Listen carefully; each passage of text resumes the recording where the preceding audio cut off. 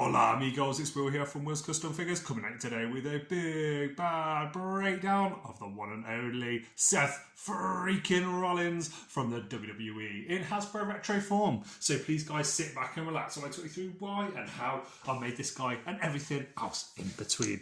So firstly, let's get into the details. You guys might have seen my previous review of him where I had him against the Fiend and they were both unpainted and a work in progress. And here we go.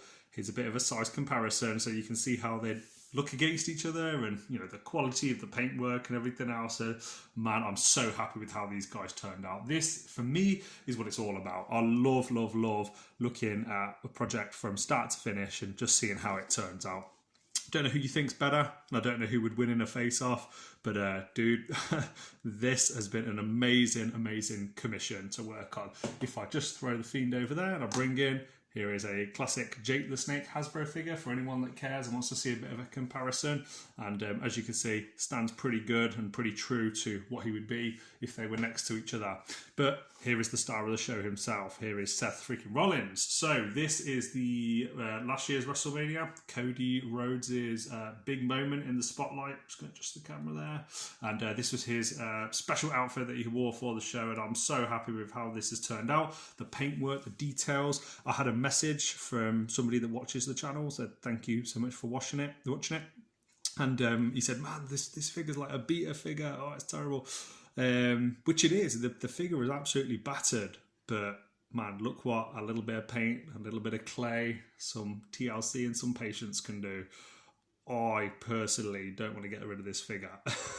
This is one of my favourite ever figures to have worked on. You look through anything on my page and there is very little that I've made that I think has turned out as cool as this. So hopefully you guys agree. I'm going to just change the camera angle now, and I'm going to give you guys a bit of an insight into how I actually made it. And here we go. I will try not to ramble.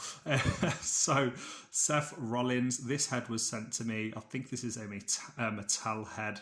And one of the first tasks I had to do was tear off all the hair because the hair was coming down the side. I'm presuming it was from the Shield metal releases. And there are some pretty cool looking Shield members, but definitely wasn't specific and didn't look like the WrestleMania appearance. The next thing was these arms. So these arms are the arms that came with the Iron Sheik retro figure that was made by Mattel. I made a cast of those, and then I had to attach them onto a body. Can't remember the exact body. I think it was a Macho Man Randy Savage legs from memory. As you can see, there's lots of details and paintwork on there, but there's not any clay down here apart from on the shin pads. That's a little bit of clay. Please look at my previous video if you want to see exactly what I've used for clay. And then we get up to the upper torso, and of course this is where we start with a lot more detail. I've had to do the collar on there. I've added these strings. Well, actually, I think this is wire. This is just wire from a device that was broken, and I took out and then glued them on there, so it looks like he's actually got tassels. And then gluing the arms in place, making sure that they were firmly attached in that position and would not move, using lots of super glue. As you can see, from whatever angle you look at, you can't see any of the joins or anything like that. And then it was a case of slowly but surely, let me just reset my camera, working on the clay. So the clay is absolutely vital to this. I didn't realise, but this outfit had like some kind of blue like rug on his back. And then this sort of Burberry design underneath, which has come out so nice. He had a mesh all over his clothes, and then this weird design all over the pants with some skin being able to be saw, and then like this tight design going over it. And as you can see, it's sort of different skin is exposed on the opposite outside of the leg and the inside of the leg. So getting those and referring to pictures and stuff was absolutely key. I got a rolling pin and I rolled the clay out. It's as simple as that. Starting with this layer first, and then finally, once that was cooked and in the oven, and I was satisfied that that was a representation that I wanted, you know, for it to look, it was flowing, and you know, he's doing his entrance. I wanted it to look alive, like it was physically moving, and I'm really happy with how that's actually turned out. I feel like I've achieved that.